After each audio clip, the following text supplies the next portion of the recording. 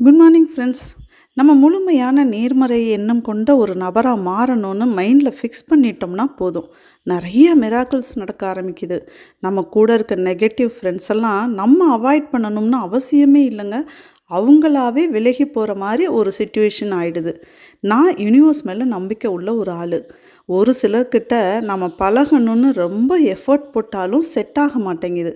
அதற்கு அடுத்து வர்ற நாட்களில் அவங்களோட நடவடிக்கையே காமிச்சு கொடுத்துடுது அவங்க எவ்வளோ எதிர்மறை எண்ணம் கொண்டவங்கன்னு.